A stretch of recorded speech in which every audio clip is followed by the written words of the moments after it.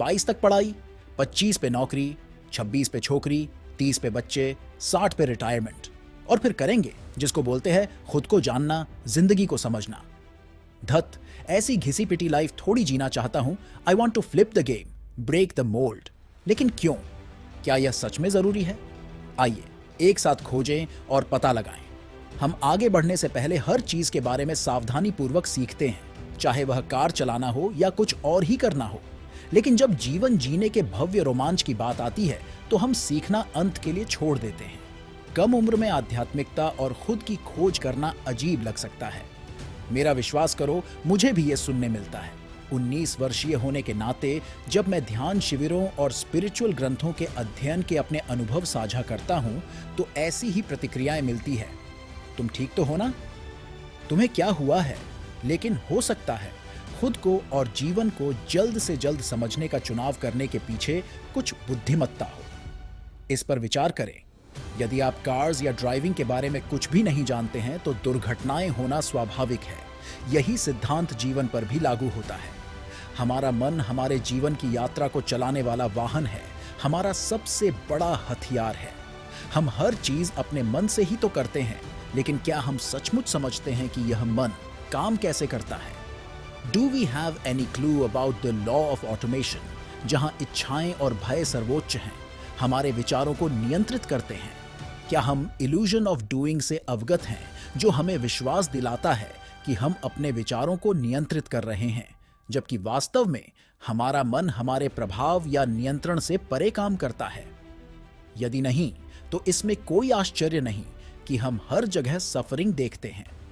क्या आपको एहसास है कि हमारा हर कार्य इच्छाओं और भय से प्रेरित होता है, जो कि हम खुद को क्या समझते हैं उससे उत्पन्न होते हैं?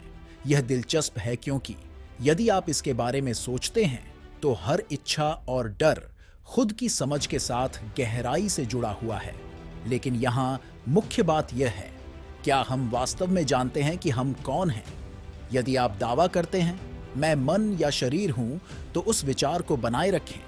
मैं अपने YouTube चैनल पर journey to the self playlist में उस बिलीफ को चुनौती देता हूं। रोजमर्रा के अनुभवों, ऑब्जर्वेशन और चिंतन के माध्यम से मैंने सबूत प्रस्तुत किया है कि हम अपना मन और शरीर नहीं हैं, और यह ऐसा दावा नहीं है जिसे आप खारिज कर सकते हैं। लेकिन यहाँ ट्विस्ट यह है, यदि इच्छाएं खुद की समझ पर आधारित हैं, तो क्या हमारी सभी इच्छाएं बेसलेस हैं?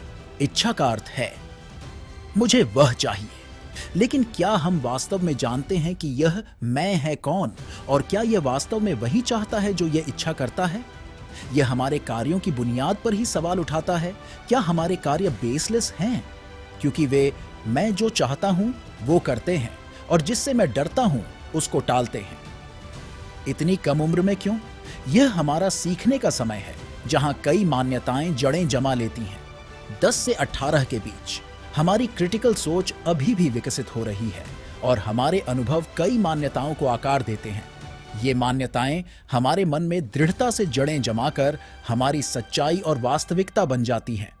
इस उम्र के बाद अगर कोई चीज उन मान्यताओं को चुनौती देती है तो बिना अधिक आलोचनात्मक विचार के इनकार शुरू हो जाता है। हमारी मान्यताएं जड़ हो जाती हैं, जिससे हमारी कंडीशनिंग को तोड़ना कठिन हो जाता है। अधिक उम्र में इन मान्यताओं को तोड़ने का प्रयास एक कठिन लड़ाई बन जाता है।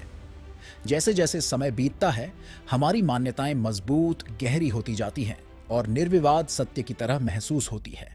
यह हमारे प्रारंभिक वर्षों के दौरान वास्तविकता को समझने और उस पर सवाल उठाने का एक अनिवार्य कारण है, जो कंडीशन्ड थिंकिंग के ठोस होने से पहले उससे मुक्त होने का मौका प्रदान करता है। जब आप रियलिटी का सामना करते हैं और वास्तव में इसे समझते हैं, तो यह आपकी मान्यताओं को तोड़ने, अंधविश्वासों को दूर करने और आपको अपने अस्तित्व के सार पर विचार करने के लिए मजबूर करने की शक्ति रखता है। क्या आप उन मान्यताओं को खत्म करने, अंधविश्वासों को चुनौती देने और अपने अस्तित्व के सार पर विचार करने की यात्रा पर निकलने के लिए तैयार हैं? मेरी YouTube playlist journey to the self में मेरे साथ जुड़े। हो सकता है कि यह वह आंखें खोलने वाला हो जिसका आप इंतजार कर रहे थे।